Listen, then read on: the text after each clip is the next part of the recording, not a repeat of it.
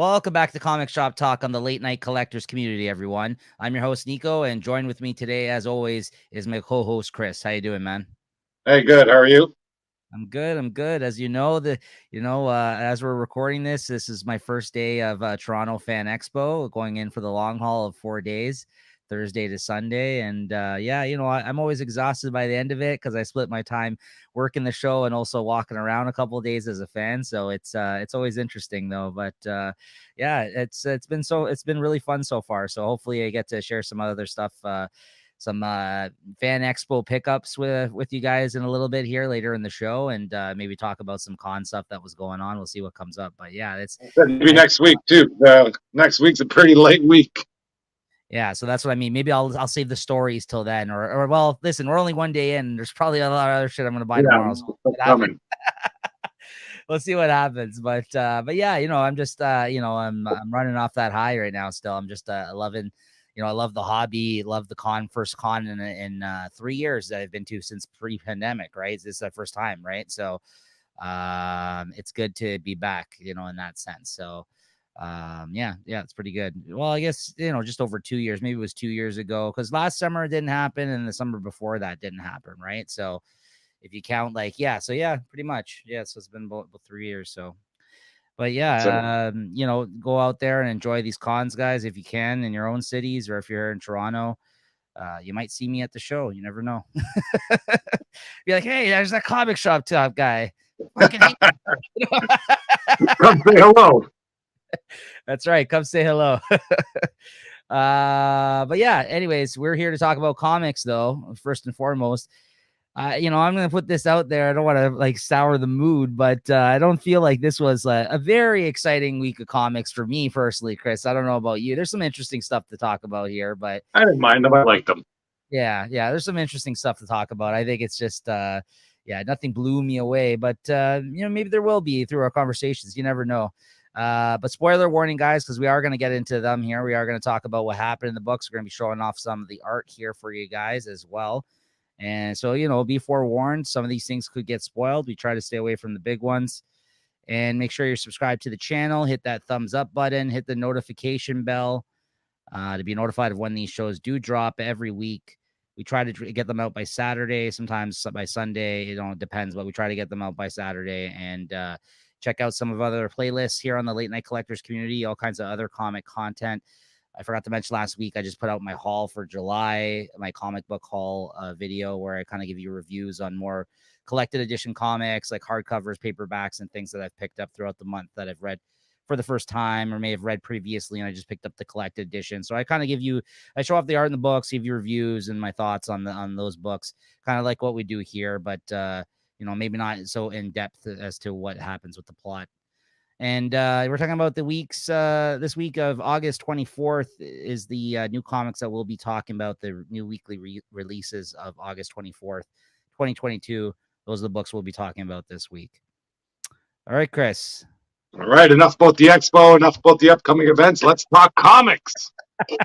That's right. Jeez, I didn't want to, make it seem like the expo and all this other stuff is way more important, Chris. This is what I look forward to. That's why I'm here first night of the con. I'm not out celebrating. I'm here talking comics with you, my friend. And yeah, let's talk some comics. And it wasn't that bad of a week. I was just talking shit. It was a pretty good week. All right, first up we got Axe Judgment Day, number 3. All right, what did you think about this one, Chris? What did you think of this? Not too bad. I liked it. Let's see what I got here. I think this series or this event, whatever you want to call it, I think it's picking up some steam. And it's getting some legs. Where do we got it here? Wrote something about it. Something happened in this comic. Oh, there it is. Yeah, it's good. It's getting its legs. Cap's the first person to get judged there, and he was found wanting. I thought that was a good way to kick off the judgment, and just shaping up to be an interesting event. Yeah, I liked that scene. I like how when he in the art right here when he descended and judged Cap, he looked like a weird looking Cap variation or something when he came and he giving him the old thumbs down. That was really he just charged him. Yeah, that was really weird and creepy. And then, like, you know, this dude's just cutting promos as Celestial. Like, he's basically later on in the issue, this guy's just running around fucking insult. He's like, "You judge, yeah. I love you it. judge." Like, Yeah, like when all the mutants there, when the quiet council, when they're trying to, I guess, right. shut him down. He's boom, boom, boom. You, all that. Judge, garbage, judge. I'll give you some time, judge. It was like one of those. And the funniest part about that too was like, nothing actually happens to them right now. It seems like He just says you're bad, but by the end of judging everybody, that's when they're all going to get killed. These people, right? That's essentially I think he's going to wipe out the earth if it's less than 50% that are judged deemed unworthy, or more than 50% are deemed unworthy. Yeah, right. That's what's even funnier to me, is because then you got to sit with this fact that first off, no one likes being judged. Okay, I hate being judged. Okay, for things I do. All right, I hate being judged. So this guy's just rolling around judging people. First off, second of all, then you just got to sit there and take it, and then like wait for him to complete this judging, and then like you said, ultimately it looks like it's headed towards them getting destroyed. So like, that's another tough situation to be in, right? And then I really like this too. I don't know, it's kind of ridiculous. Like, I kind of like the fact that he's judging everybody. He's like a grumpy old man there. I think everybody's gonna fail. Make you look forward to the tie-in events. Not the kind of the one shots or the outside ones, but the ones that go into other issues. And see what's going on. Like Spider-Man's getting judged, Fantastic Four is getting judged, and they're all going to suck. I want to see him tear them apart. Yeah. I think this might be fun. Yeah. No, it's kind of a fun idea, man. And then this scene was pretty cool when they meet the deviants. The deviants show up and they actually try to help the mutants, because they're like, "Hey, so I heard you guys are deviants now." And they're like, "No, we're not deviant. You're deviant." Like, well, we came through the gates. Yeah, he's like, "I don't know. Yeah, we were allowed to go through the gates, right?" Yeah. I mean, looks like a duck, smells like a duck. It's a duck. Exactly. So it was quite comical, this one, honestly. Like, if you don't take this seriously, there's some funny shit going on in it. Like, don't get me wrong, it's a serious story, but it's like between those two moments, I'm like, what's going on in this comic? Yeah, it was funny, man. I liked, and then like this guy in the art there, this guy with like the shit-eating grin, that dude, he's just like, I don't know. Look like deviants to me. I know. As a spokesperson for the deviants, it's this guy. This goblin-looking motherfucker. You're on my team now, buddy. I don't know if you like it or not. Yeah, and then meanwhile, I think the mutants try to infiltrate the Eternals back to retaliate. Sinister there, kind of trying to pull the fast one, and then we get caught too, and he's like, "Oh well, I tried. What do you think?" And then was it the Celestial that did that trick where he actually made it seem like he destroyed them all? Or was that Uranus or whatever his name is? The guy Uranus. It wasn't my anus, I'll tell you that.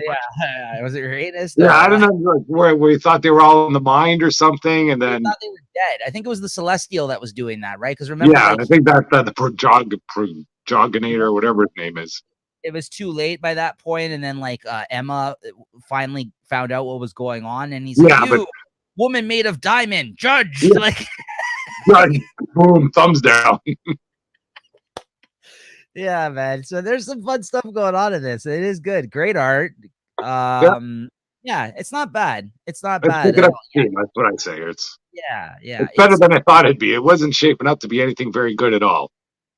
Well, listen, I mean, if it was just going to be another of these, just battling on back and forth, but it looks like all these people are going to have to work together or work against each other or something. I don't know. Hit the nail on the head. If it's just going to be another one of these Avengers versus X-Men type events where they're just fighting for 6, I was just like, I don't need that. Like, I was just, first of all, I don't even like the Eternals like that. So like the fact that it looks like there might be some like interesting implications on everyone as a result of this event. Oh yeah, and that's the cliffhanger there. Fucking Star Fox.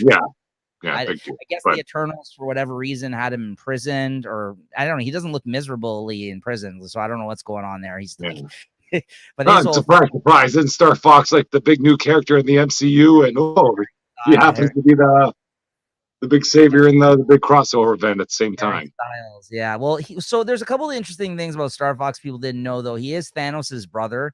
or half brother or whatever, right? Yeah. Something like that. And he does have his whole power is like basically releasing pheromones and making people love him, essentially, right? So I think they're going to use him in some like way to manipulate other people now, the Eternals, like I guess to get their way with the mute. I don't know, but I believe that's the only way I can think that they could really use Star Fox if that's the case, right? So I guess we'll see, but that was kind of the cliffhanger that we left on. But yeah, not bad. Some interesting stuff going on, like you said, Chris. It's getting some steam here. It's not total below. Total Yeah, it's not crap. Gonna be which is a plus. That's a win for me there. Yeah. So what'd you give this one? I'll give it a 3.75. That's you read my mind. That's exactly what I didn't think it was as good to be good enough to be a 4, but it was not a 3 point. Yeah, so I gave it 3.75. Yep, you got it, man. Yeah, for sure. So next up, we got Fantastic Four, number 46. This is the last Dan Slott issue of the series, and then I think from here we're gonna get a couple of issues of Axe Cross tie-ins and before the series relaunches. I think it ends with them after the Axe tie-ins.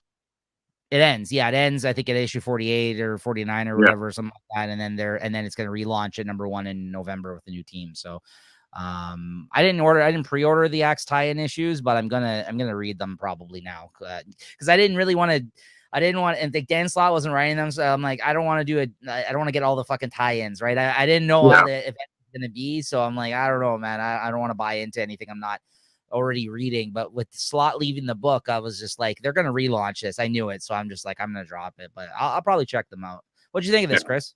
I thought it wasn't too bad. We got Reed meeting his sister there, or his half sister, and then I don't know. He introduced him to the rest of his half kin. I like the way they trashed their father in this one.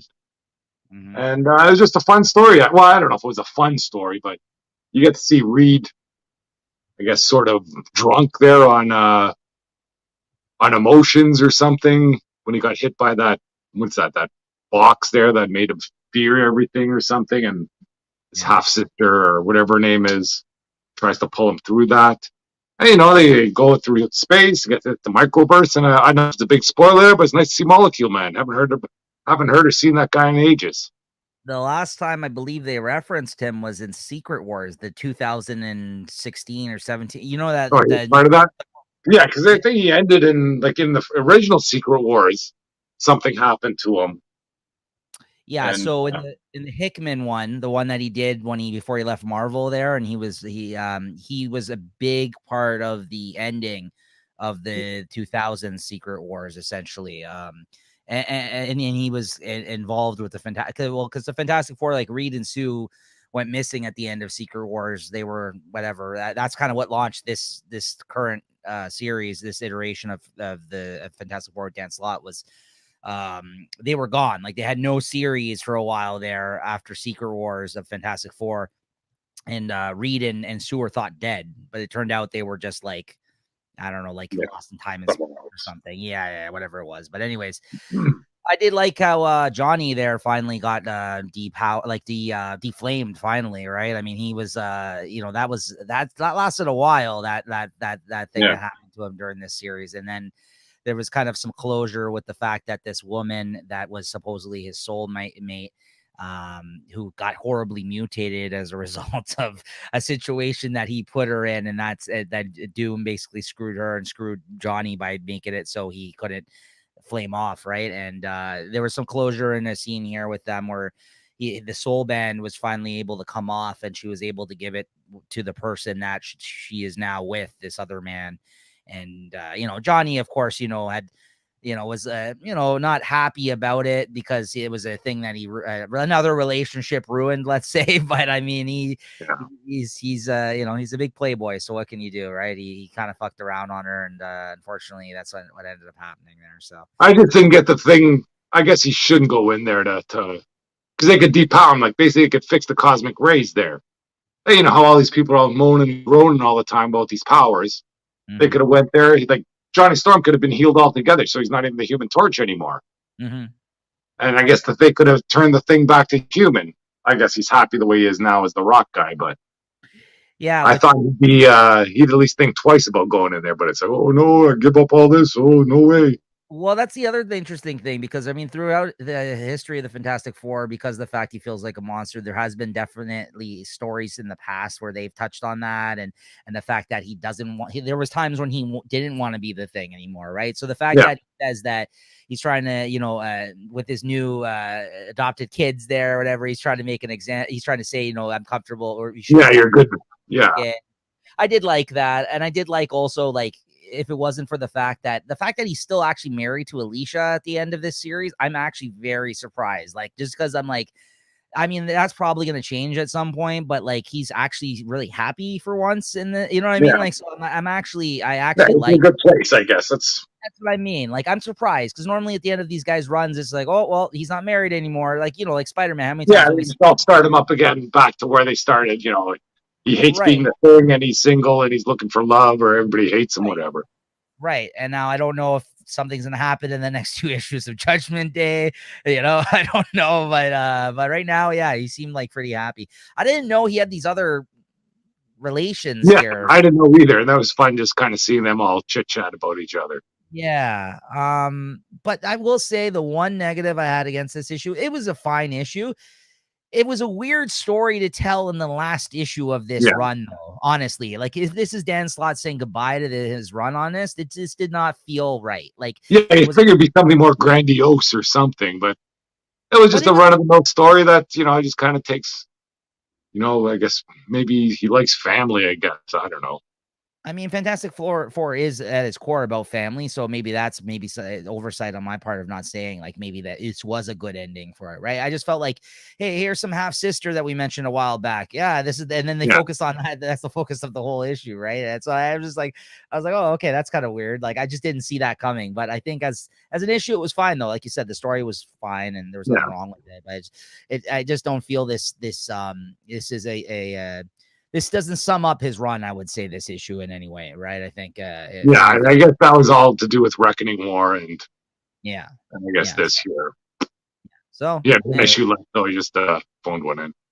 good run though. I think Dan Slott had a great run on the Fantastic Four. I read the whole thing. I know Chris, you read most of it, at least on this show, right? When we were doing this show, and I think it was a solid run. Honestly, I think if you guys are fans of the Fantastic Four, definitely check out the Dan Slott run, which is 46 issues plus. Like I think he had a couple of like Reckoning War #1 or something. It was like a couple Yeah, of issues Megan outside of, Alpha. Yeah, yeah, things like that. I think there was a wedding special when the Thing got married. So there was a couple other issues that he wrote like that were outside of the main series, but so maybe he did like 50 issues all in. But yeah, good stuff. Good stuff. Honestly, I think for somebody who's like, I feel like some Fantastic Four runs are not great. This was a pretty solid one as far as I was concerned. What'd you give this one though, Chris? I'll give it a 3.5. Yeah, yeah, we're on the same Nothing. page. Same. Yeah, same. All right, Chris. Spider All right, Gwen. Spider Gwen here. 5 of 5. We got the land variant cover there. Oh, let's take a look at that.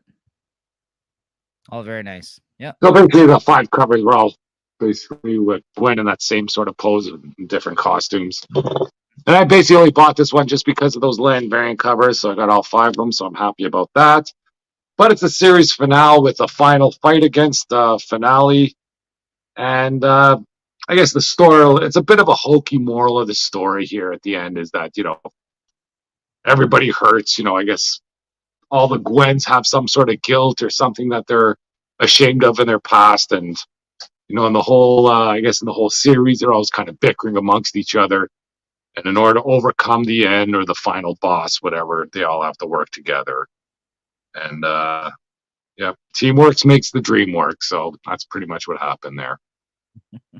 Nothing fancy. It was fun to see all the different Gwen variants, but nothing earth shattering or life changing. But it's still a fun series. More of like an Archie type comic, I figure. Okay. I'll give it a 3.5. Nice. I like this last kind of page where Yeah, the last page there when they kind of, I don't know, she has to pull out her webs or something, and I don't know what it was talking about. But then you get to see glimpses in all this kind of different universes. And, it's just fun seeing the regular Spider-Man there, Miles, and all those people. right. Nice. Okay. Next up, Avengers Forever. Avengers Forever 8. Ooh, this was a banger.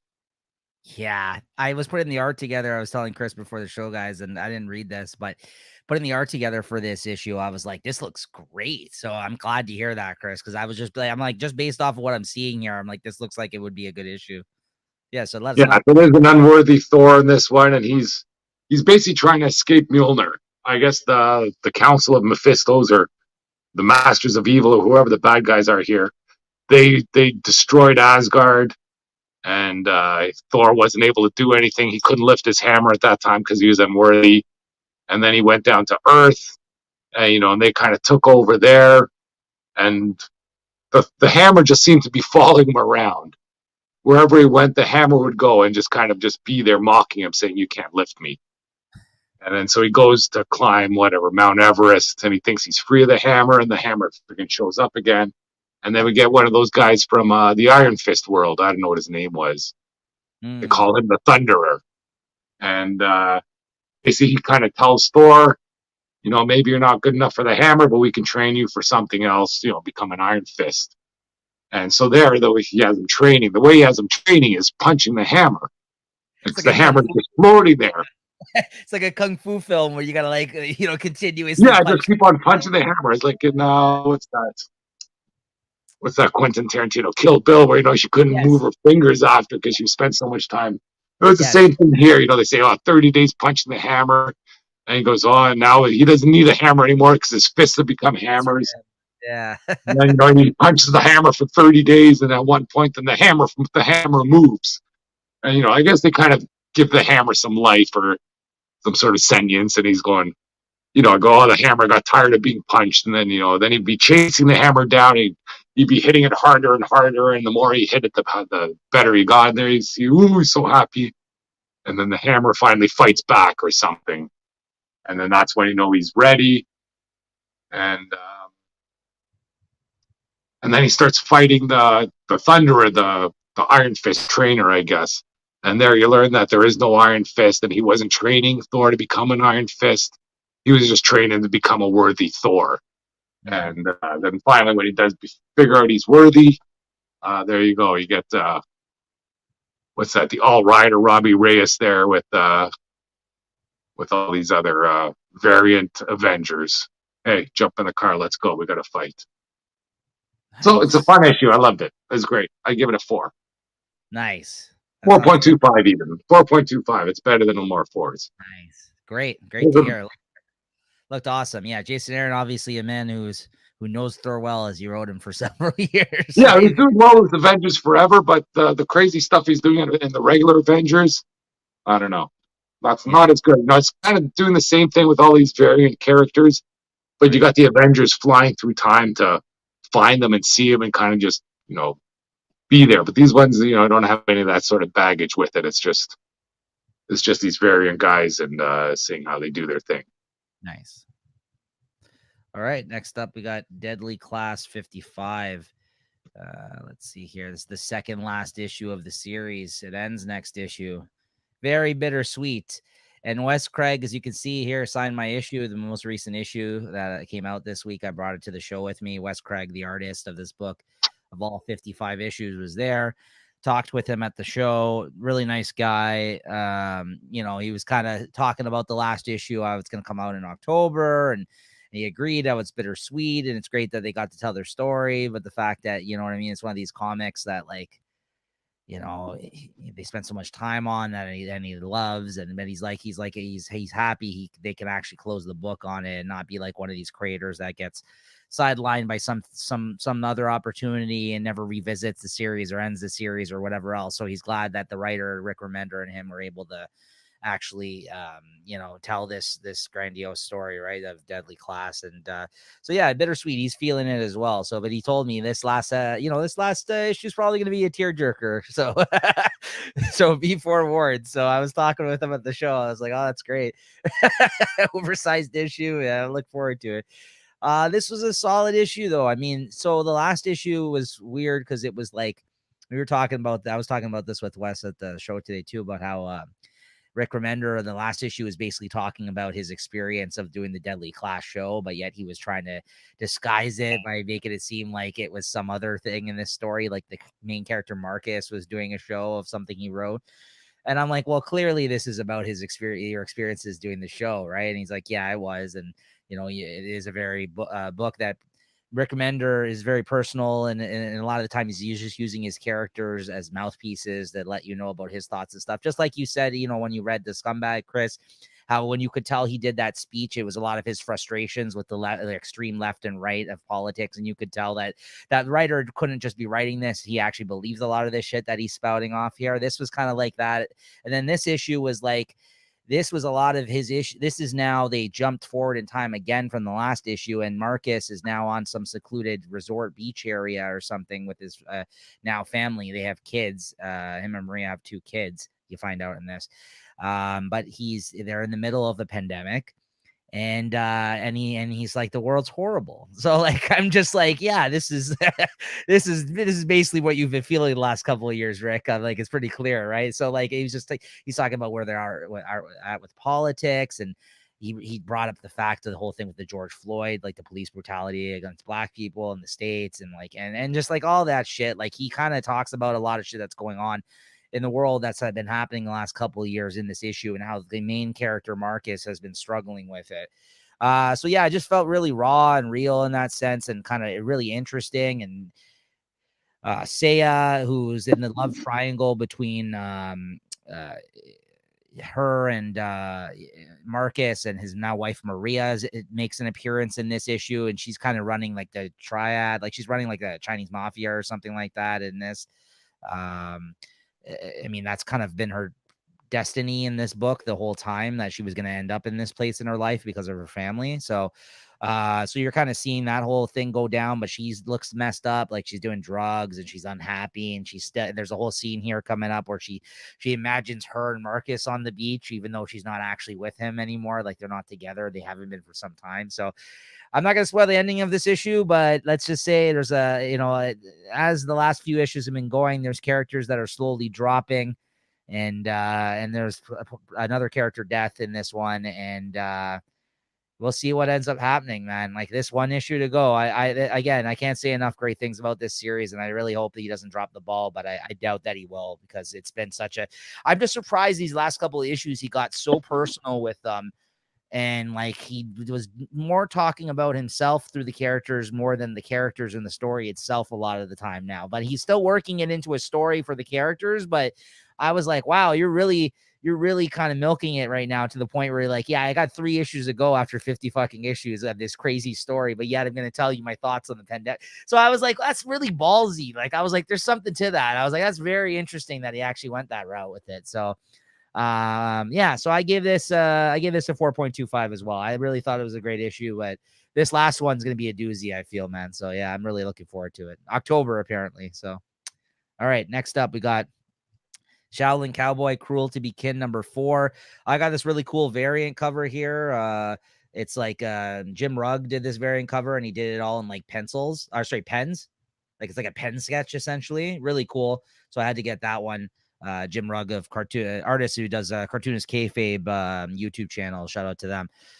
So yeah, this is the regular cover here. I got up here. This is a weird issue. I mean, I felt like this issue was lacking in story, as this series sometimes does, and it's just packed with fantastically crazy detail art, which is the main reason I sign up for this book, and I look forward to them. But in this one, basically, where they left the Shaolin Cowboy at the end of the last issue, there was this big giant, like, I don't know, not jellyfish that was going to attack him, it seemed like. And then all of a sudden she turned out to be friendly, and she didn't end up attacking him, because like the guy that was attacking him last issue was the one controlling the jellyfish. So then the jellyfish identified itself as like a woman jellyfish, and then just fucked off. So I was like, okay, weird book. Okay. Like I said, and then it continues the story of these 2 Komodo dragons on top of a building in downtown, telling this tale about how the father Komodo dragon met the Shaolin Cowboy back then. That's where that jellyfish occurrence happened. And then he goes on to say that he just started traveling with him for a week after that initial jellyfish thing. And he said that, as you can see in this scene here, people would just go up to him that had one problem or another with him, of all walks of life and weird creatures, as you can see here, and everything else. Like, would just keep approaching him every day and trying to fight him and kill him. And he's just like, I don't understand how this guy's life works. He's like, what is this? And it just gave the artist like this chance to like draw a bunch of crazy, ridiculous shit attacking him every page. So it's just fun. He's having fun with it. It doesn't have to make sense. I mean, it's just, it's comics. It's just have fun with it sometimes, right? This crazy giant fish. Like, I don't know what's going on in these pages. But so then all of a sudden, like, it comes back to current day, like real time, as he's telling his kid Komodo dragon the story about this man that he thinks this is the Shaolin cowboy from his past. And then he descends on him. And he's like, hey, it's me. Remember me, like, from like years ago? And then they make friends with one another, reacquaint themselves with one another. Then he's like, hey, come. By the way, this Komodo dragon talks and he can understand it. And then he's like, hey, come. I'm going to show you where I live.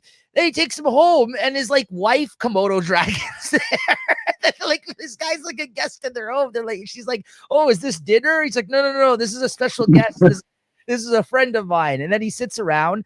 And they show him that he still got he still kept his hat from their time together, and he's got a bunch of eggs in the hat. So they're just sitting around, and then they're like, there's no firearms allowed in this house, and because he has like a pistol in his pocket, so he like ends up like smashing the pistol up and destroying it, and he's like, okay, no problem. And then anyways, then he goes out to grab food. He's like staying as a guest in their home. And then the Komodo dragon goes and speaks to this restaurant owner that he knows that's a friend of his down the street. This is fucking ridiculous. Okay, I told you. And then he convinces the guy to get the Shaolin cowboy a job in the restaurant. So then this guy's like a cook in this restaurant. And then these bad guys, I guess, found out that he was there, like trying to live out his life and like be under the radar. And I guess he was trying to bring some food home to the Komodo dragons from the restaurant the next day. And he opens up the box, and it's a fucking bomb. And the whole thing explodes, kills the whole family of Komodo dragons, the eggs, the mother, the wife, the husband, all the Komodo dragons. And he's sitting there. He survives in the rubble, all fucked up. He takes the pistol, straightens it out, somehow fixes the pistol that he broke. And in that last panel, it's kind of like it's vengeance time now. Like he's not. Time. Yeah, it's go time. They killed his friend, the Komodo fucking dragon. So yeah, man, it's just a ridiculously funny story, and it's fun though. I can't get enough of it. And the art's fantastic. I gave it a 4. For most of the issue, I'm like, oh yeah, there's not much story in this one. And then by the end of it, I was like, that was fun. I don't even care. Like, it was just a fun story. So yeah, it was good. So yeah, Shaolin Cowboy. All right, next up, Detective Comics 1063. This is on the chopping block, folks. This book is. Well, you didn't like this one. Well, it was previous to this. Previous to this issue, I said this one is under review right now, whether or not I'm going to continue with it. So, what do you think of this, Chris? I'm going to follow along. I'm down for this upcoming story. It's picking up a bit. I like seeing Harvey Dent there. He was. I didn't know he was reformed with the gold mask on. And I guess he's talking to Harvey Dent about what's going on in the underworld, because it looks like something's out there that's scaring the criminals more than Batman does. So we'll see what that's about. I'm out. You're out? Yeah, I think I'm out. I have one more issue pre-ordered. Unless that changes my mind, I think I'm out. This was okay, but I don't think I need it in my life. I have enough Batman books. Oh, you got a lot of Batman. All I have is this and Batman. I'm out of all the other stuff. So there's like about 3 others that you're not reading than I am, right? Or no, you read Batman the White Knight too. Whenever that comes out, usually you read that, right? Yeah. So yeah, no, I think I'm out though. It was okay. I love the art though. I love Raphael Albuquerque. I'm going to talk about him. He's actually an artist on one of the books I'm going to be talking about in a bit here. He's a great artist. The backup's interesting too. The Gordon backup was good. The main story, I'm just like, I don't know. It's okay. You liked it though. I'm glad you're liking it. Like I'm getting it. I'll follow this for a few issues. Hopefully it turns into something, but yeah, the Harvey Dent stuff's cool though. I didn't know that he had this whole other identity now with the gold face. Well, I guess it's gone now too. Spoiler alert there at the end. Right. Somebody's trying to lure him back to his evil ways, and if he goes for it, could be something. Like, look at this. This is a great looking page. Like, there's some cool looking art in this, some good moments in this book. I just, yeah, here, this is what happens to him. Yeah, I got the art here. Yeah, I didn't know. I don't know when that was established and what Batman books that happened, but yeah, he had a whole other alter ego going on. He wasn't Two-Face anymore for a while there, but yeah, it looks like they fixed him or something. But yeah, this backup's decent though. I like the Gordon backup. It's not bad. But yeah, I don't know. I mean, I'm glad you liked it more than I did, but I think maybe I've just hit my quota for Batman books at this point, and I'm just judging this harshly then because, like you said, I read a few others that you don't, and I'm just like, well, I think this Ram V guy, you gotta give him some time to breathe. Because, like I say, when that Carnage came out, I thought it was garbage, and supposedly it's supposed to be pretty good. Well, I'm already too far out on that. I said the same thing to you with the Aquaman Andromeda. Remember, I picked up the first issue and I'm like, there's something here, but it's not giving me enough. He really takes his time, it seems like. Yeah. So that's why I'm like, I don't know if I should stick with it or not, because like I've heard good things about even that that Aquaman series now. Like the second issue came out, I didn't pick it up. I thought I was going to, but then I didn't. And then I've heard that one was really good. So I don't know what to think. Right. He is a very popular writer right now. So maybe there's something. I'll give him some breathing room on this. Like I said, it's my only other Batman, so I don't mind. And the other Batman's good too, so it makes it a bit easier. What'd you give this then? I'll still give it 3.5. It wasn't anything crazy going on there. It just wasn't bad, so I'm happy about that. Yeah, I'll give it 3.2. I'll give it 3.2. Yeah. Just because I didn't have my interest as much as I think yours, but other than that, it was decent. Okay, next up we got Public Domain number 3. I thought this one was one that you were out on. I thought it was out too, but I guess my comic book shop thought I'd be back in. All right, what'd you think about? Threw it in there, and I still want to see where this goes. Is this is this an ongoing series, or is there an end to this? He might have already ended it on his Substack for all I know. I do know that I think the 5th or 6th issue when it was solicited, there's nothing solicited after that, but it didn't say it was the last issue. So I don't know if it's going to be a few months maybe before we get the next installment of this series, but that is going to probably happen. I can't see this being more than like 12 issues, 10 issues or something. I can't see it being that long. I'd be very surprised that this was longer than that, but well, it's an engaging story, just kind of seeing what these people are up to and kind of how they're going there. And I enjoy reading it, but it's nothing super exciting going on there. It's just some guy trying to getting ripped off, or the big battle between, I guess, corporate America and the Ma and Pa guy. Yeah, I think the two interesting developments that happened in this issue in particular were by the end of it, his father has agreed to a deal with the comic company that allows him to actually get the characters and work on them again, which was weird. Like he got licensing. He got the comic rights. He got the comic, which seems like nothing, at least to what his family thinks. But he can actually work on this character and publish the comics and actually put them out again. Like he can actually have a part of be in this character, get a part of the character in that sense. Like they can produce the comics together. I think he's thinking of it as a family thing of some sort. Yeah. And meanwhile, the family's upset with him because he took like a settlement of what was it, like 60 grand to pay off his son's gambling debt. Right. And that's literally exactly how much he owes. And that's the other interesting part about this issue. Like you heard he was maybe into a little bit of trouble with his gambling issues. The last issue, I think they alluded to it, or maybe the first issue, one of these issues they alluded to it. But in this one, you see, it's actually a really bad, he's actually he owes people that are coming there and fucking you're going to kill him, mess him up if he doesn't give them, he owes they're you have a week to pay us back type deal. You know what I mean? So it's not just he has a bad 60 grand. That's a big debt.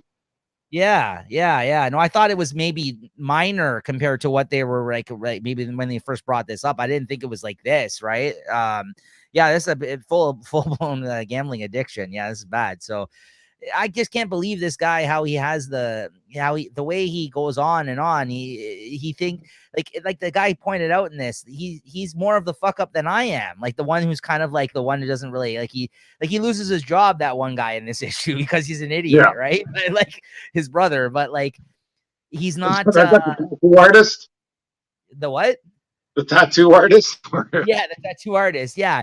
And he's like, I don't know. He's like, somehow this guy's more fucked up than I am. That was funny. It was like supposed to be no fear, and he's like no fear without enlightenment or something on the tattoo. Yeah. So that was funny. So I don't know. I'm just surprised that how much of a how this guy kind of acts like he thinks he's all that, but yet he's horrible. This guy, like, you know what I mean? Like the son that is trying to get money for his father, like, and meanwhile he needs to take 60 grand because of his gambling debts. I don't know. So it messed up. So what'd you give this one? I give it a 3.5. It's, if I get another one, like I'm not asking it to be pulled, but if they throw it in there, I'll buy it. I also gave this one a 3.5. This is, to be honest with you, the least interesting issue of the series so far for me. Like, I thought, like, I don't want to say it's the worst issue, but I probably rated it the lowest, let's say, out of everything so far. Yeah, but I'm still invested in the story. Yeah, who knows? Maybe he gets the rights there. He's going to write some super comic and everything ends up happy, but maybe not. Maybe not. All right, Deathstroke Inc. Deathstroke Inc. The year 1, part 3. We got the cover A. So we got Deathstroke versus Green Arrow. Let's see, I wasn't too excited for this battle, but I think this battle delivered inside the comic there. Deathstroke gets his ass handed to him. He's got a few tricks up his sleeve. But I think at the end, freaking Deathstroke, I don't know if he kills himself, but he ends up getting splattered on the pavement while his wife finds out that she's pregnant too at the same time. I think one of his buddies were on the phone with her as she's trying to tell Deathstroke that she's pregnant. And he's kind of left the family a bit to take care of this job. And then he's on the phone with her and he just splats in front of him. And she's like, he's telling her, I got to get back to you in a few minutes. So I can't talk right now. So see where this goes. I think it's part 4 of 4. So his year 1 will be over soon. And it's been a fun ride so far. I'll give it a 3.5. Well, 3.75. I did like the battle between Green Arrow and Deathstroke. Because this is a new Deathstroke. This is where I'm just starting. And Green Arrow kind of shows that he's sort of the seasoned superhero that he is. You figure when he's got all these guns and he's always making fun of Green Arrow that he's just shooting arrows at him. He takes him down, though, so it's pretty good. The art looks great. I mean, the art in this whole series has been great the whole time. Yeah, it seems to have been very consistent, the art, from what I've seen. So nice. All right, Action Comics. We got the August swimsuit variant cover. Woohoo! Art germ. Can't say no to an art germ. No. And this is what's War or Superman 1046. And Super is bad. Way better than this cover. It's a horrible looking cover. Yeah. I don't even know what that cover is about. Like, who's that on the cover? That's Steel. Was he in this? No. I don't even know who he is. On the cover? This is 1046, right? This is the cover I have. Yeah, is that like Rebirth 1046 or something? No, I don't know. No, Steel. Steel. The he's the Black Superman. You don't remember Steel from the 90s? Was he not? No, I didn't follow Steel much, unless he's in the backup story. But I don't think he's even in the backup story. Okay, I don't know. That's the cover, but yeah, go on. Yeah, I don't know why. Glad I didn't get that cover then. But anyways, this is the Superman War World. I think this is the penultimate issue, I guess, the one before the last. So Superman is battling for Olgren Spark, whatever that is.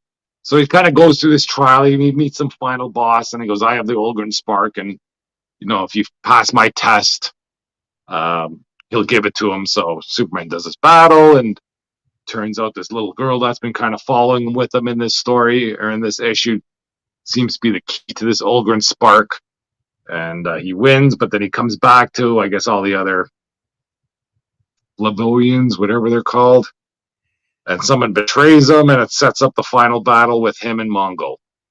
So we'll see where it goes. I guess the next issue is the Superman War World Apocalypse or whatever.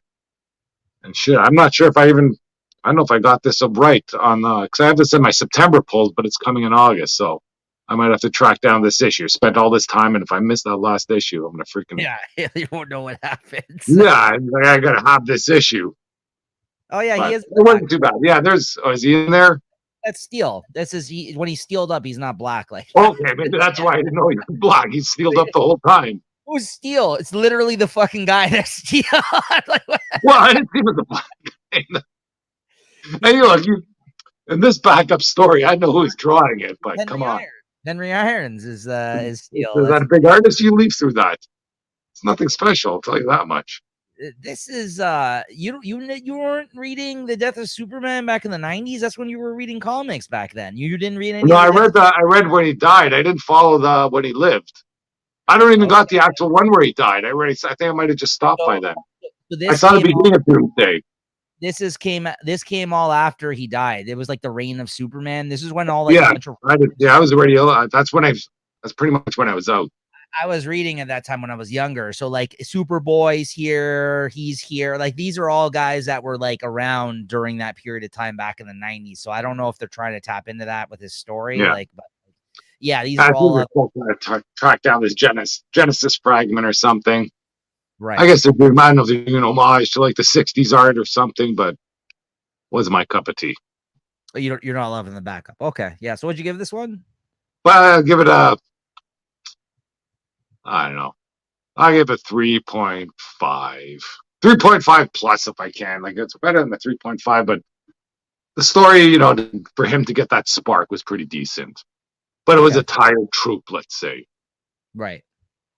Yeah, it seems like I say this a lot when you bring up this book. I think you've liked the story the whole way through. It's been taking forever to happen. Yeah. Like they probably could have made it a lot, but otherwise it seems like it's been a Superman story worth telling, right? So like if they're gonna power up everybody on the planet, they should have done it in this issue. And the next issue they can have everybody go haywire and beat everybody all up, but this will have to wait for that. I think that's the plan though. That's what I'm hoping the plan is. Right. All right, next up we got Tales of the Human Target #1. This is like a book, I guess, because it's been a few months since the issue 6 of the Human Target came out, which was a pretty popular book as it was coming out, from what I understand. But then they took a few months off because the artist had to catch up, and I guess they wanted to keep the same artist on it, and he's not really that fast. So I think it's returning next month, but I guess they brought out this like kind of like anthology, like some sort of stories about people in his life prior to the series coming back. I really, this is almost like he maybe wanted to tell these stories, but at the same time it's like he didn't want to include it in the main story. I don't know, like the idea behind this was kind of an oddball issue in that sense. Like it added context to what's going on in the main series, but not enough to be like, was this really necessary? I don't think it was, but there's some great talent on this book. I mean, this is written by Tom King, who's written The Human Target. You got some great artists on here, 4 great artists. You got Greg Smallwood, who did like a few pages, who's the main regular artist on Human Target. Like he did a couple little scenes on these intro pages. And you got Kevin McGuire, who's a guy that worked on the JLA in the 90s that's very familiar with Booster Gold. So he drew a lot of his pages. He did the Justice League back then, the Booster was part of. You got Mikkel Janine. And then you got Raphael Albuquerque, who I talked about earlier, that's doing Detective Comics right now. So you had some great artists on this book. This is like a star-studded cast of talent here.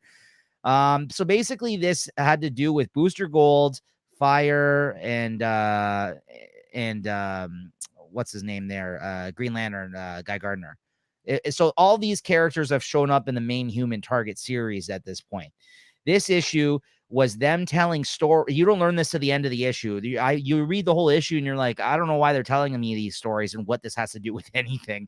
And then by the end of the issue, you find out they're all telling Ice, the girl who's been kind of seeing the Human Target in the main series right now, or leading him away from the killer, or she may be the killer. We don't know yet. But she's telling all these people. She's getting all these people that tell her stories about the first time they met the Human Target. So Booster Gold, you're seeing 3 different artists tell 3 different stories from the perspective that they're telling the stories about how they met the Human Target. And in each story, they have some other character involved in it. And you're like, I don't know why they're telling me this story about these characters. And then you find out all those characters, of course, are characters that the Human Target was disguised as just to throw them off, because that's his whole shtick, right? Like that's his whole power, is that he disguises himself as these other people, so like he can distract the people that are trying to kill them. and basically catch them in the act or something like that. So yeah, so they're just 3 stories that really don't mean anything to the main story. At least at this point, it's not clear, other than them saying, hey, we told these stories to to Ice, who's now dating Human Target, or kind of they're banging. I don't know what the hell's going on. I don't think they're dating, but they're hooking up with one another. So that's it.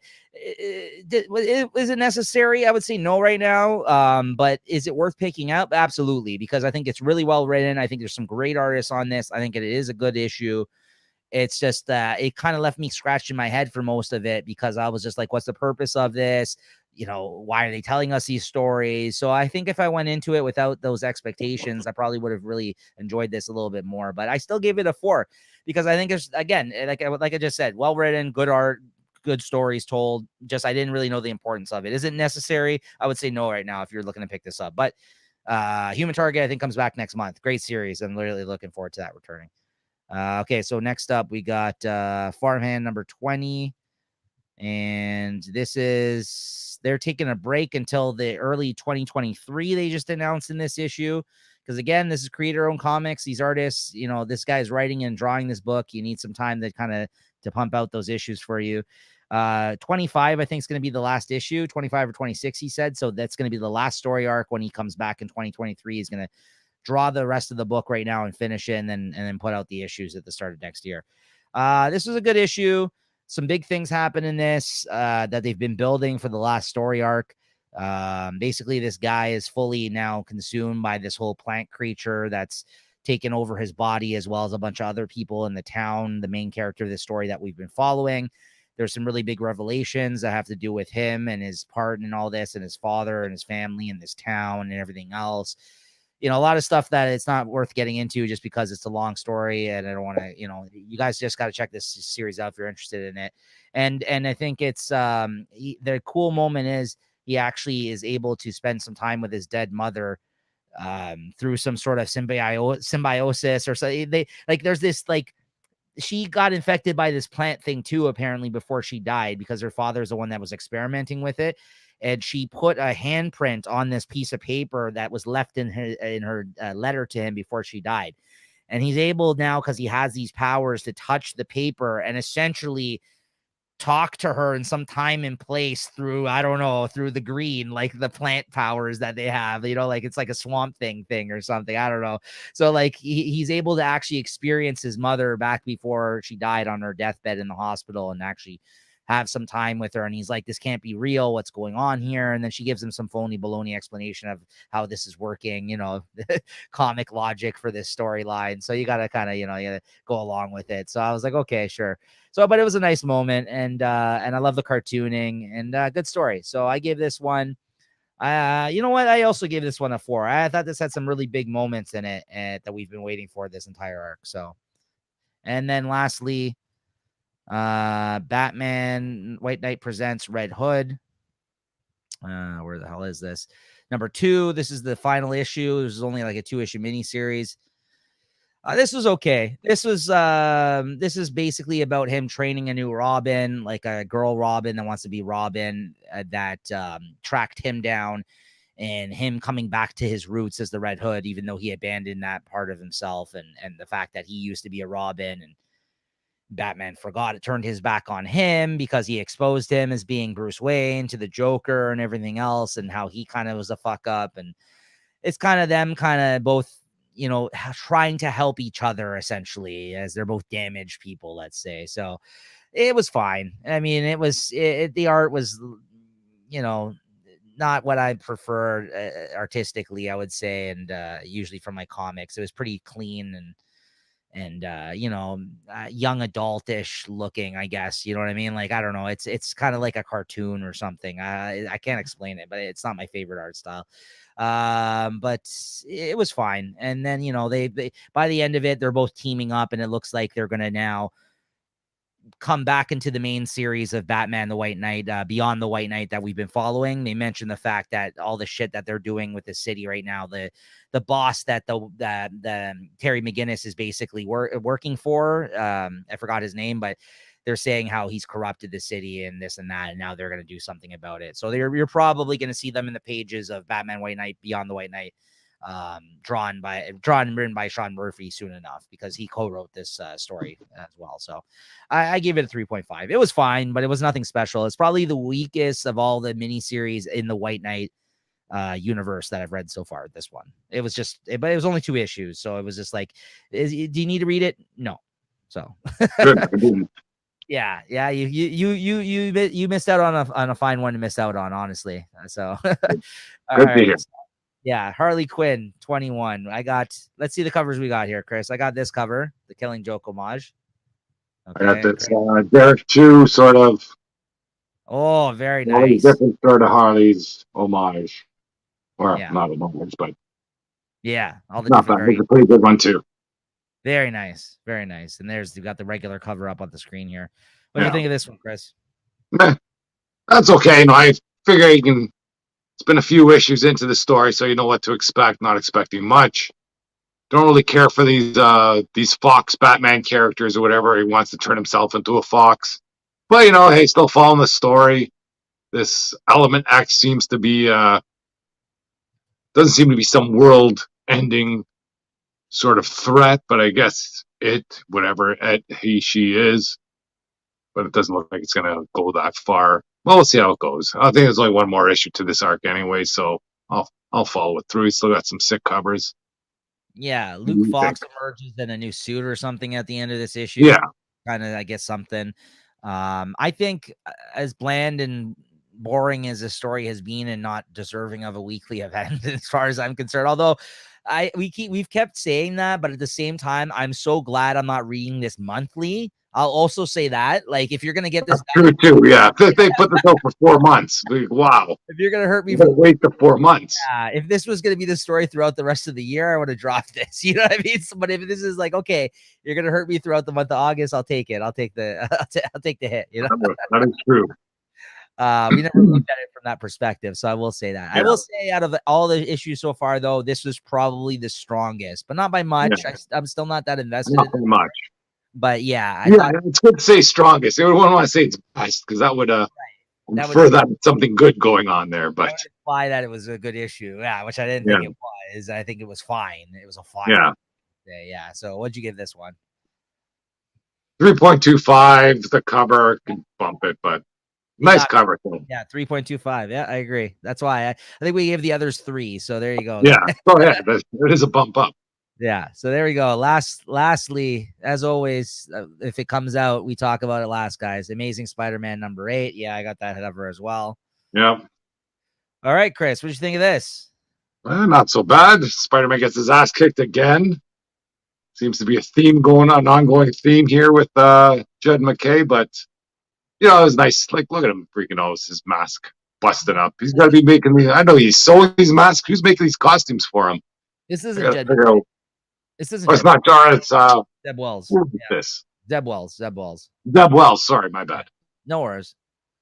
But but I thought it was a decent issue there. He rides the Vulture to Oscorp. He's got a few tricks up his sleeve. You get to see some tricks of the new suit. I like the dialogue between Peter Parker and Norman Osborn. In the beginning and the end there. And it looks like we're gonna be stuck with the suit for a while, so I guess we're gonna see where it goes. Yeah, I love the Osborn moments in this. I love that he hired him to the company finally by the end of this. I liked the Vulture moments. I'm loving John Romita on art. Honestly, I'm kind of digging the art style. It's looking for the stories. Yeah, I'm digging this. Like, I really like. Yeah, boom, that's a nice page. I like the way certain things look. I mean, yeah, it's working for me. I really do dig it. I like that scene a lot right here when all the bugs attack him. And yeah, I mean, like, if he's gonna, that this is gonna blow up in his face in spectacular Spider-Man fashion. It is gonna blow this Norman Osborn. He's gonna become evil again. It's all gonna happen. Like, that's why I said, against my best judgment here, I will. Yeah, I know how this is gonna turn out, but frick, I gotta do it. What can I do? is one of those things where I'm like, what are you doing? Like, all the readers, like, as a reader of Spider-Man, watching him with his failures over the years, you're like, this guy, he's gonna go and do it. Like, we all knew he was gonna go do it, but it's just like, it's you want to see the journey, right? You got to say, oh, how's he gonna get himself out of this one? It's just like, Norman's gonna become evil again. This is a man that the Green Goblin, whether it's cleansed from him or not, it'll reemerge. It's crazy. He's a loon, right? So it's gonna happen one way or another, right? So I dug this, man. I thought I'm just enjoying Spider-Man in general. Like, it was the first thing I read this week. It was at the top of my stack, Spider-Man. Like, I like we said, when Spider-Man's good, and it's not even like it's like, like amazing every issue, but I'm enjoying. No, it's just good. Yeah, I'm enjoying the experience reading it. Like, it's like, it's just, when we first started doing the show was during the Beyond era, and I'm like, this isn't fucking Spider-Man. Like, what is this? And we read every single issue. We read it all, guys, right? But it was just like, some were good, some were decent, but like most of it. Yeah, like the Kindred stuff. Like, that was all supposed to be, all this, earth-shattering, world-changing event. Garbage. But this is just, it's every day, and it's that's back to where he was, and I like it. Yeah. So what'd you give this one? I give it a 3.75. I'm worried about all these gadgets, though. I don't know if this is going to turn into like a James Bond thing where every week he's going to come out with new gadgets for his thing. Like, if he's got a glider, why does he need a jetpack too? Unless the jetpack's part of the glider or something. I don't know, but that was just a little pet peeve. He said that. He's like, hey, I like this jetpack. Yeah, he liked the glider too. So I give it a 4. I'll give this one a 4. Yeah.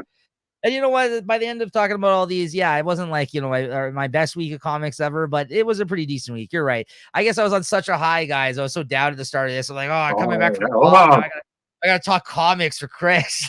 I'm like, it's fine, I guess. I've been palling around with my writers and artists at the show, calling them by their first names and discussing future issues. I don't want to talk about the stuff I got to go pay like a bad person. That's why I had to. A regular Joe. You like how I name dropped them, right? Yeah, we go way back, me and him. His first name. That's it. No worries. Did you see Sean there? Sean Murphy? He was supposed to be there. Talk to him about. You want to hear Sean Murphy's story? I got one. I'm about to tell you right now. Actually. You tell them about me? Come on. Chris is just jealous, guys. All right. So, all right. They're going to talk about some Toronto Fan Expo pickups my first day very quickly, guys, without making Chris more jealous here. So, I did meet Sean Murphy. I'm going to go get a beer and have a smoke. What do you got there? Go on. Show it. I'm still here. So I got him to sign my newest issue of Batman Beyond the White Knight. I was talking with Sean Murphy a bit about stuff. I picked up his new book that he, I guess, Kickstarted, like crowdfunded, but I wasn't able to pick it up initially because those are expensive with conversion and shipping, guys. So thankfully he brought copies of this book to the show that he self-published. And because I originally passed on ordering it through that way, because a lot of the times these guys, they shop their books to publishers after the fact, whether they got it crowdfunded or not. And then you end up paying an arm and a leg for a book that you helped support. And you basically get the same material as somebody else who would have just bought it off the shelf once it gets reshopped to another publisher. So I wasn't ready to take that chance, right? But he brought this to the show with him, and it was a lot cheaper than ordering it originally, and that because with the conversion and shipping and all that. So I did pick this up. It's called Plot Holes.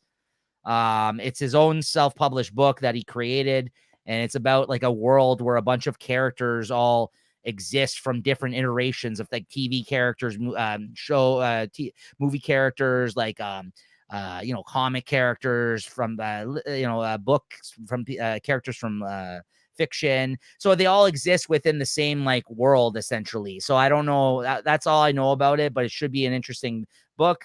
But it's got his art in it. It's like a nice big oversized hardcover with his art. So I'm really looking forward to checking that out.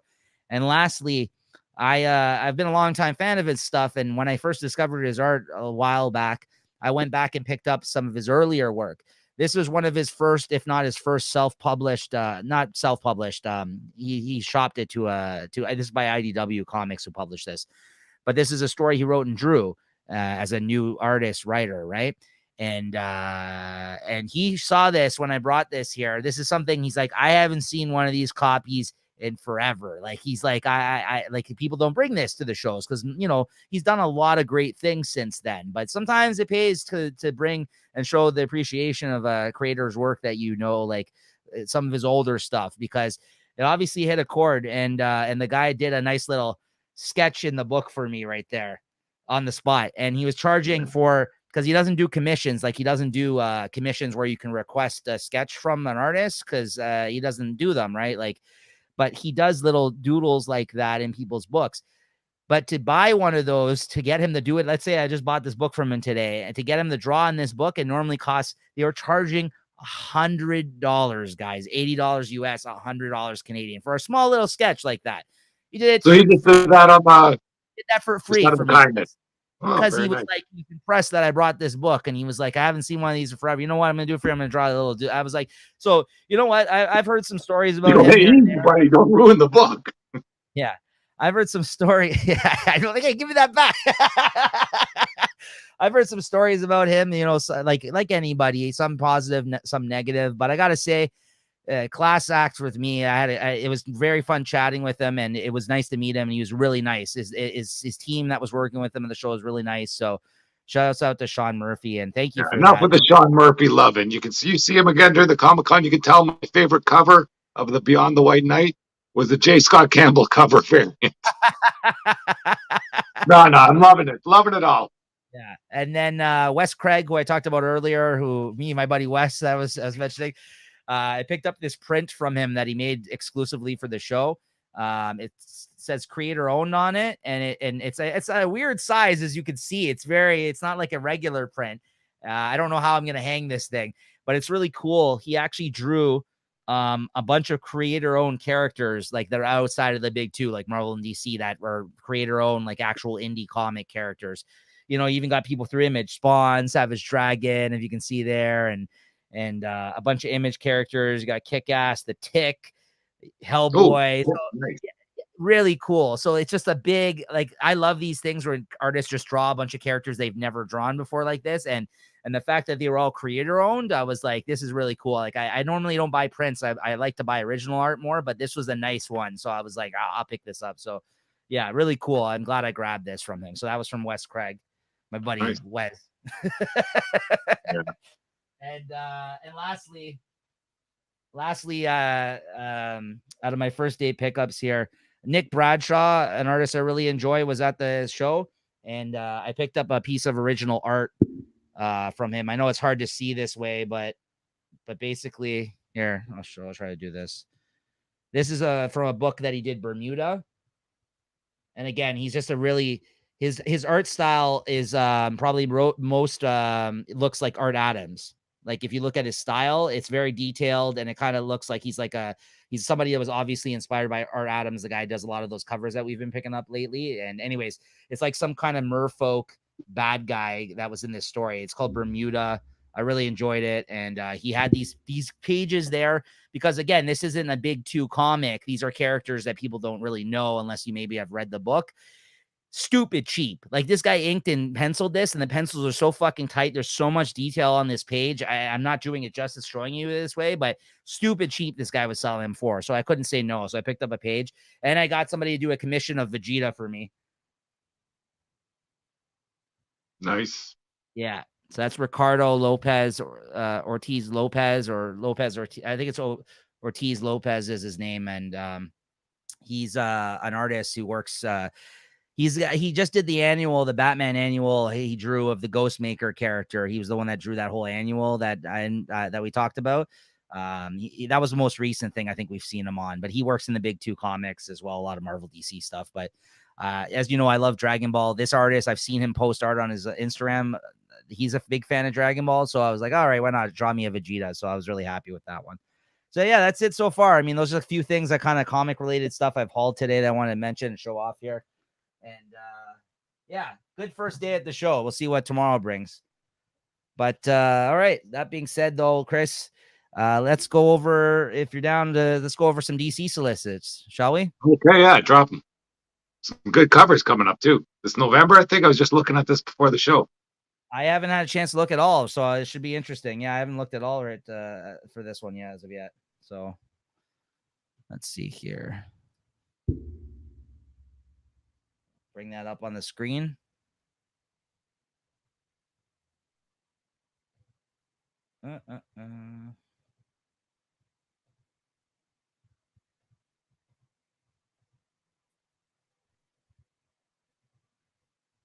Okay.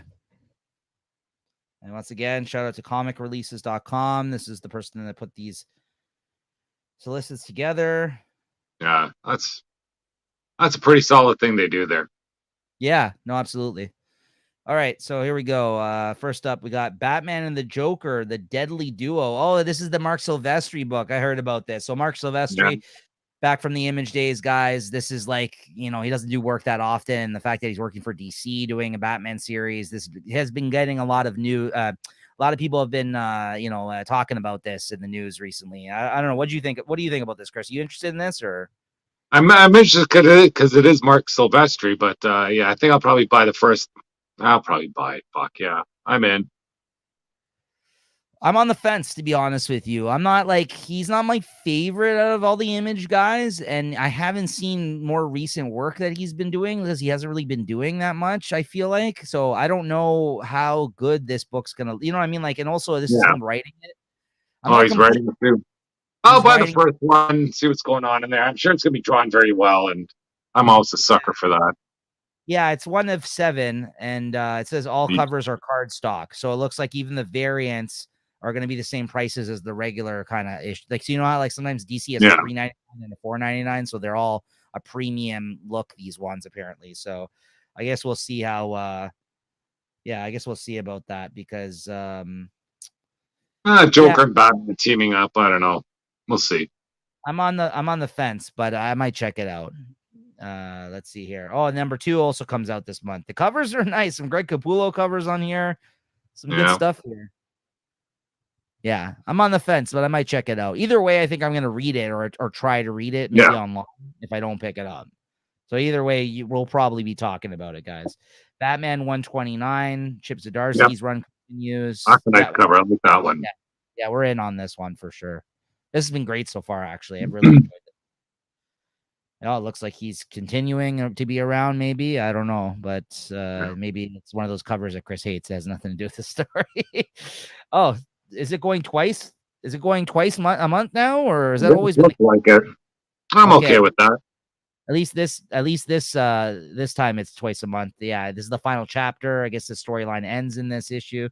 Nice covers. Yeah, it's good stuff. All right, so that's Batman 130. This I'm picking up. Batman One Bad Day, Mr. Freeze. This is a good fucking team on this. Written by Jerry Duggan, art by Matteo Scalera. That guy's a beast. I'm picking this up. How about you, Chris? I'll probably pass on that. I just feel these one more days I'm looking forward to getting, but Catwoman one? Catwoman, I think Bane. Yes. And maybe the Ra's al Ghul one. Tom Taylor's doing that one. Yeah, that's I believe that's the Ra's al Ghul one. Yeah, so that should be good too. Oh, and then we got the new Golden Age. This is the JSA series. Okay, finally. This is the Jeff Johns JSA series, which I feel like they announced like a year ago. I'm going to definitely be picking this up. This is going to be big news.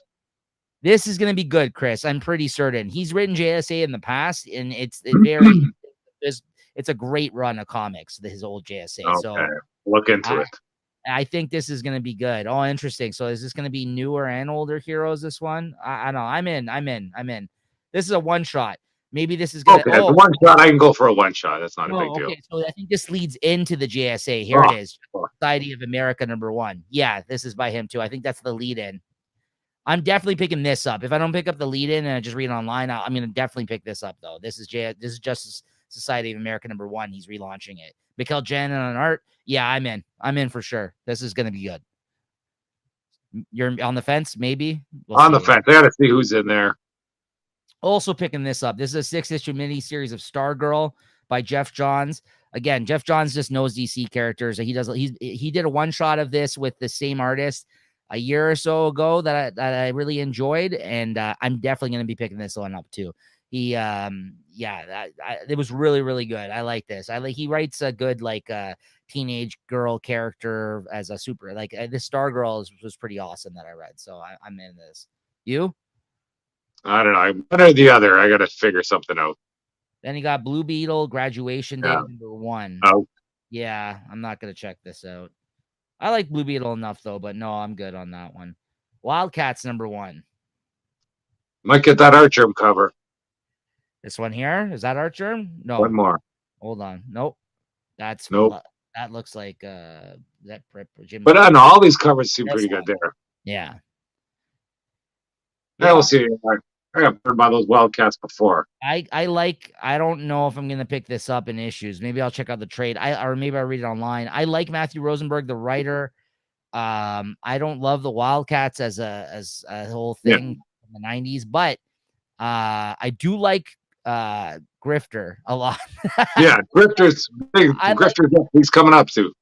Apparently he has a series, I believe, coming out too. Well, he's got a one shot coming up at least. Yeah, I like Grifter, so I don't know. I don't know if that's worth it for me to pick that up. But Matthew Rosenberg wrote a Grifter. The same writer that's writing that series wrote a Grifter story in that Batman Urban Legends, the anthology book that I really, really, really enjoyed. So I'm like, if he's writing that, I'm like, maybe, because I do like Grifter. Waller versus Wildstorm. Oh shit, Amanda Waller is facing Wildstorm characters. I'm out on this, but that's interesting. Yeah. I don't know. I'm not big on. I know Amanda Waller. I know the Wildstorm. Then we got the Wildstorm 30th anniversary special. I don't know. There's a nice cover there too. Wow, look at the artists on this though. Jim Lee, J. Scott Campbell, Brian Hitch, Brett Booth. They're basically bringing back all the artists from that period, and they still do good work. These guys. So I don't know. Killing me. Yeah. Yeah. I might read this online then if I don't pick it out, because I'm definitely interested. I'm somewhat intrigued, but you're right. We might get burned by these, Chris. I don't know. Superman Kal-El returns special #1. I guess this is after the crossover between the Action and Son of Kal-El, I'm assuming. Yeah. I'm not gonna get this, but I don't think so. Yeah. Ew, that's a horrible cover. What is that? All right, next up. Oh, John Stewart's getting a series. That's cool. Oh, I guess he was wasn't he in the main Green Lantern series already recently? Anyways, John Stewart. I've been following Green Lantern, so yeah, I'm not gonna pick this up, but that's cool though. Then you got Dark Crisis on Infinite Earths now, #6. Yeah, down for that. Yeah, take a look at some of the covers here. That's a cool one. The Rock. All right. Dark Crisis, the Dark Army #1. Nope. I think I'm passing on these one shots. War Zones and whatever. Dark Crisis Warzone. Yeah, I'm passing on this too. Well, there's a lot of one shots. Dark Crisis Worlds Without Justice League Batman #1. No. Again, there's looks like some good writers and artists on here, but not worth picking up. No, these are going to be short returns. They're not going to be, you know what I mean? Like, not that interesting, I think. The Dark Crisis, Young Justice #6. No, that's the last one of that. Yes, Deceased, War of the Undead Gods. Oh yeah. Yeah, I don't. I'm not as interested in all the one shots. I think Dark Crisis alone is worth checking out, but that's about it. Yeah. #5 as well. Looks like it's 2 issues this month. Spectre looks like they're Lobo. What? Oh, if he's in there, that'd be freaking awesome. But I don't want to get my hopes up. That could just be a cover. Very true. Yeah. Batman versus Robin 3. I'm still in on this. I think you're out. Yeah, I'm out. Okay. Cool covers though. Nightwing 2022 annual. Yep. Well, I heard good stuff about this annual. Maybe I'll grab that. It's Tom Taylor writing it, so it's like the actual writer of the series. So I'm gonna check it out. Yeah. This focuses on the villain Heartless in this one. So. Yeah. Batgirl's 2022 annual. Nope. Detective Comics annual. I'm guessing you're gonna pick this up at this point. I'm not buying it unless it's tied into the story. But generally, these annuals don't have anything to do with the ongoing issues. Very true. Maybe read that one online then, if you're interested in that. Yeah. Nubia and Justice League special #1. Nope. Yeah, of course, no. Wonder Woman Facsimile edition. No. Wonder Woman 793. No. Maybe one of them I might be thinking of getting. This one. Maybe not. Oh yeah, maybe. I might thinking about this issue. They got a Jen Bartel cover there, but it's a crappy cover though. This one here. Yeah. But I don't know. It's supposed to be the Trinity reunited there for a crazy mission on the moon, but Oh, okay. That sounds cool though. The last Yeah. crazy mission on the moon was Task Force Double X there with Harley Quinn. It didn't work out so well. We see how that turned out. Yeah. DC's Grifter got run over by a reindeer. Yeah, that's the grifter I was talking about. Maybe you want to grab that one instead. No, I'm good. What is this? Like a comical Ah, it's Christmas. It's gonna be around Christmas time when this comes out. No, I'm good. I don't mind picking up sometimes the Christmas anthology issues that they do, but Yeah. I don't need. I don't I need. don't know. I might pick this one up. I missed it whatever 30 years ago. You know what? If you do, it'd be interesting to revisit and talk about on the show. That would be cool. Yeah, maybe. Then you got Detective Comics 38, the first one, Yeah. Fast Mail edition. Yeah, it's Brave and the Bold. Oh, this is the first Starro. Is that the? That might be the first Starro of Justice League America. Yeah, that's cool. That's cool. Action Comics 1049. You still in for this? Yeah. Maybe. Same writer still. Looks like he's. Yeah. No, I don't know what that's about. You want this football? I'll probably be in for Action Comics. See what's happening with Soups. Batgirls 12. No. Batman Nightwatch. No. 3 and 4. Batman Incorporated 2. No. Right? Yeah, those covers ain't bringing me in either. So no. I like this one. Yeah. It looks very light fieldish. That's Chris Burnham. 90s cover month variant. There you go. Yeah, okay, that makes sense. I was about to say, ooh, sorry, Chris Burnham, but he's trying to make it look like that. Okay. Yeah. Batman Fortress number 7. No. Batman Superman World's Finest 9. Yeah. Dan Mora's back on. Yeah. Joker in this one, or is it just maybe he's on the cover? All right, that's interesting. Someone hide all the crowbars quick, it says in this list. Okay. Batman Gotham Knights Gilded City. No. Batman The Audio Ventures. No. Batman Urban Legends. No. Black Adam. No, I'm guessing, even with the Rock on the cover. Yeah, no. Staying away from there. What the hell is that? I know. That looks like Bobby Cannavale on that cover. What's Who going that looks like? Looks like some jabroni. Catwoman 49. You still reading this? Ooh. Which is Punchline. good. Yeah, I'm taking Punchline. Oh. Oh no, that's Catwoman. Yeah, it's like I don't know. There's like I want the cover with Punchline on it, but that's the cover. That's the cover. A pretty good cover too. This that's what I'm probably gonna get. This is Jim Ballant doing the cover. That's the guy who did the boob costume Catwoman back in the 90s. That one had like essentially pouches that her boobs are just it made no sense, this costume, guys. I'm just saying. That's what I'm basically commenting on here. Like, look at this. It's a little blurry there, but that's yeah, there you go. It's ridiculous. All right. Dark Knights of Steel number 8. Yes. Absolutely. Yeah. DC Horror, Sergeant Rock versus the Army of the Dead. Yeah. Wow, there's some nice ass covers for this series. I like these ones. Very cool. Yeah, got that one and this one. Those are cool. That's a nice one. Yeah. DC versus Vampires 11. Oh, look at these covers. Look at that Harley. Hold up. Yeah. Damn, that's that Harley there. Getting out for sure. Nathan Zerdy. That's a good cover. Yeah. Oh, white plastic man. That's awesome too. Oh man. Okay. DC versus Vampires All at War 5. Yep. DC Mech. No. Deathstroke Inc. You still with that? Yep. Yeah. That's probably the 8 cover. Then you got Detective Comics 1066. As far as we know, you're still with that. Yeah. I'm on the fence. Nice covers though. Oh, nice. Some good stuff there. Fables, no. GCPD, The Blue Wall, no. Gotham City, Year 1. Yes, I'm reading this. Tom King. Yeah. I'm checking that out. That'll be good. Oh. I don't know who that is, but Gotham City, Year 1, number 2 and 3. Yes, so I'm picking those up. Harley Quinn. Yeah, I'll continue. Yep. I have no choice. Christine reads it, so I pick it up anyways. Yeah. Well, I don't know. Actually, I might be on the fence on this one. Yeah. I might be out again, unless there's some cover that grabs me there. Harley Quinn, the animated series, Legion of Bats 2, no. I Am Batman 15, no. Looney Tunes, no. Mad, no. Monkey Prince, no. Multiversity, Teen Justice, no. Nightwing, yes. What the hell's up with this cover, though? Yeah. Yeah, I like that cover, though, but yeah.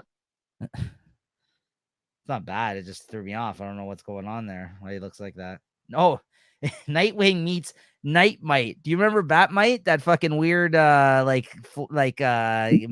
floating Batman thing, Sprite. No. He was from Batman. Poison Ivy. You're reading this stuff. I don't know. I got to decide on these covers. They're freaking all good. They're all pretty good. Yeah, can't get them all, Chris. I know. I'm thinking that one or the next one. This one, absolutely. Yeah. I would get this one. This is the Jenny Frison one. Yeah. Good. She's good. I was talking with her at the show, and no. Funny you should mention Jenny Frison. We were hanging at the FedEx. Yeah.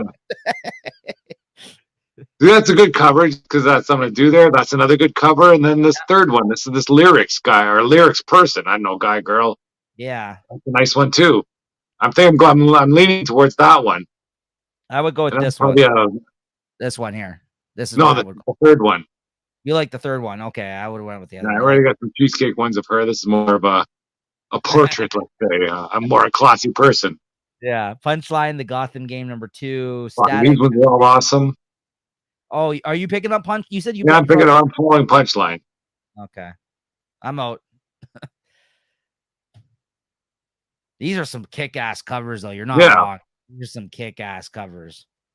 Like it's either 2 or 3, and I think those last 2 are variants, or like ratio variants. 1 in 25, 1 in 50. This one, yeah. Yeah, but like between the first 3, yeah, it's tough to decide. Static, no. Superman Son of Kal-El, no. Superman Space Age #3. Yes, I'm picking this up. The first issue was great. I think it was my favorite of the week when it came out. This was really good. Yeah. Sword of Azrael, no. Sword of Azrael. Batman Scooby-Doo, no. Flash, no. Flash Fastest Man Alive, no. Human Target 9, yes. This is the Batman issue. There we go. Batman, finally.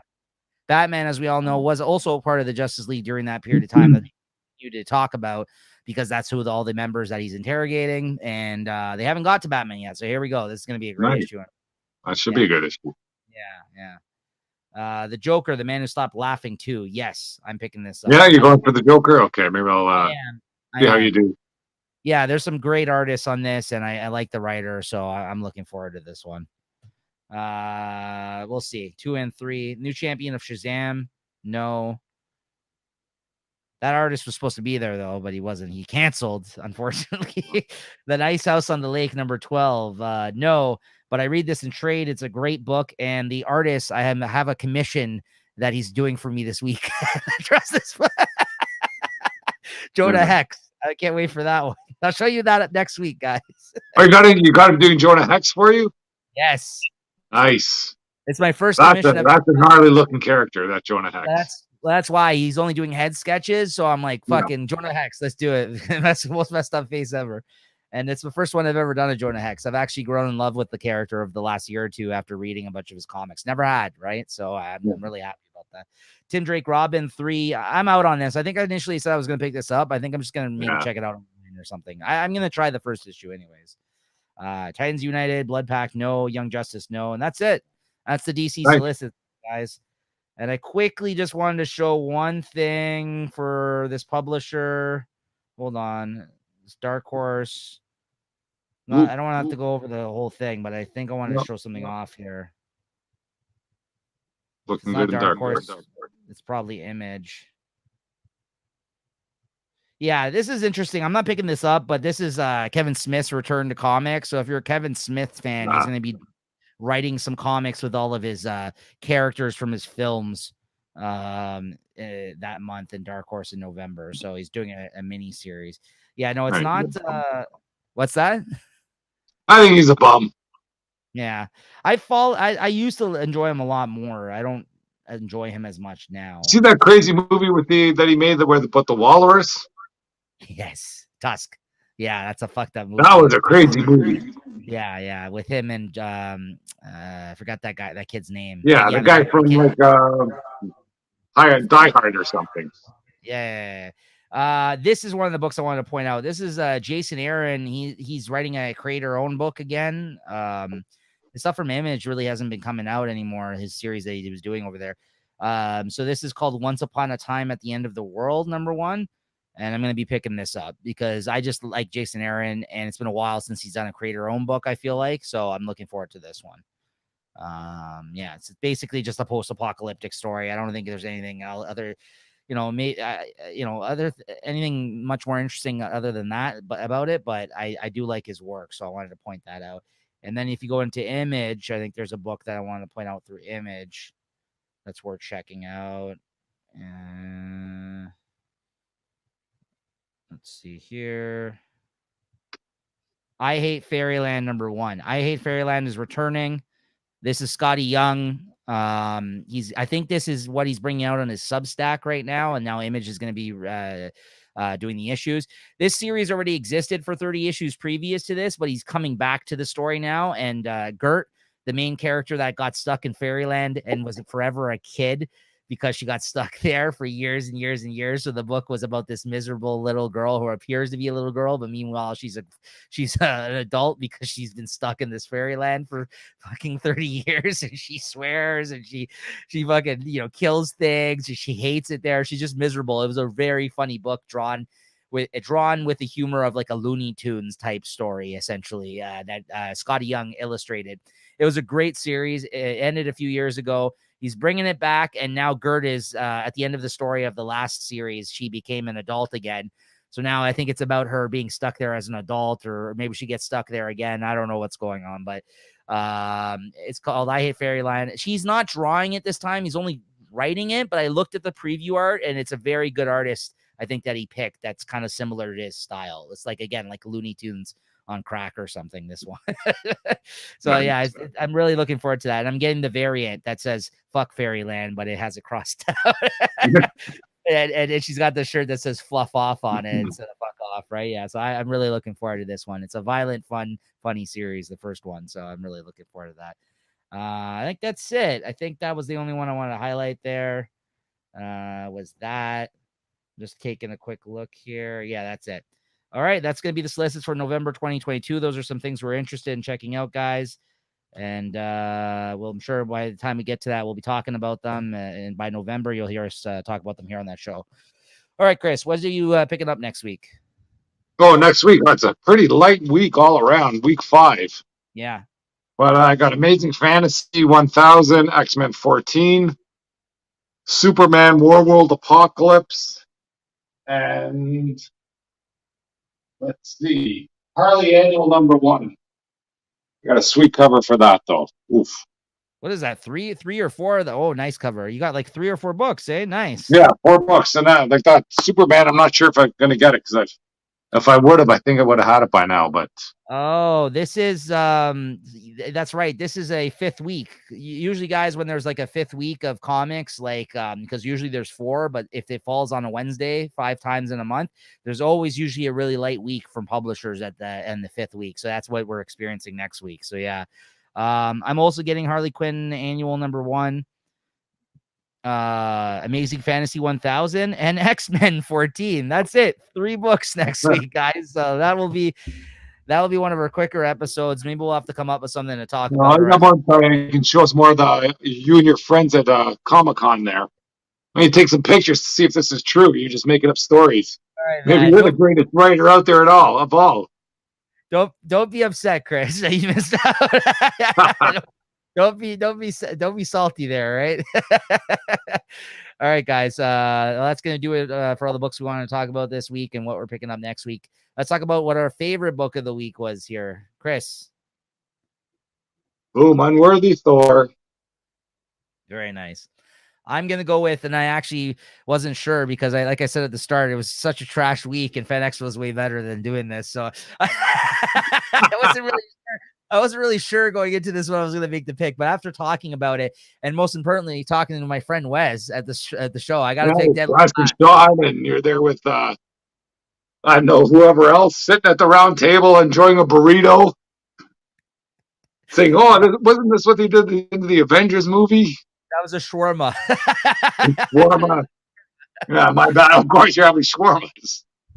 I got to go with Deadly Class 55, though, everybody. Yeah, it was a great issue the more I think about it and talked about it here today. So, yeah, looking forward to the last issue of that one. So that's my favorite of the week this week.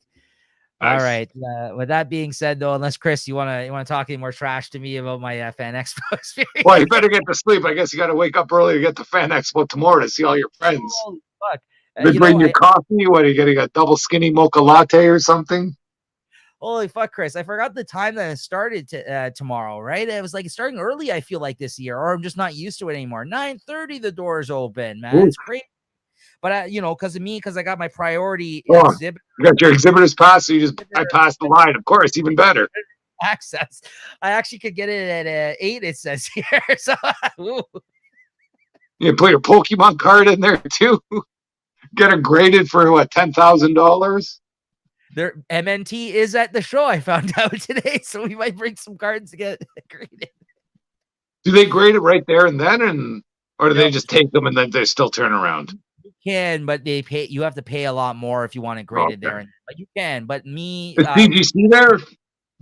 No, I haven't seen them. Anyways, MNT is the Canadian grading company. They're not as well considered. Well, that's for cards, not for comics. Yeah, I mean, but is CGC there for comics or no?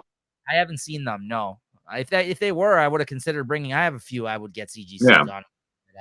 Yeah, we might have to talk about that off the air because there's one here. I'm like, I really do just want to get it slabbed because, it's like it's the Miles Morales, right? I just want it slabbed, honestly, like because I just don't want to. I'm worried about compromising it, like it falling off the shelf and fucking getting damaged at this point. You know what I mean? Like these plastic containers that are great, but I don't know. Yeah, they're still not. Slabbed. Yeah. So. Anyway, we talk about that tomorrow. We got our next week. We have a lot of time next week. Got a lot of time with our fucking 4 and 3 comics we have to talk about. And I think 2 of them are the same. We do a page by page analysis. Analysis there.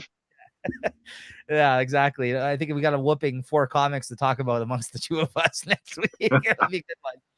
All right, guys. So that being said, we'll see you guys next week for more of this. Always a fun time. And I always look forward to it. Just joking around here today, but seriously, make sure you subscribe. Make sure you check us out. Tell your friends, tell your family, even if they're not into comics. Hey, check out the show. Yeah, you ever check this Comic Shop Talk show out? They're subscribed. You could have made a card. You're gonna hand it out to all your friends there. They might have made a comment. We could blow up. I might have to do that next year. Listen, we need more shows in the bank, Chris. But this is episode 40, guys. This is crazy. Episode 40, chugging along here. So. All right. We'll see you guys next week, though. Thanks, everyone.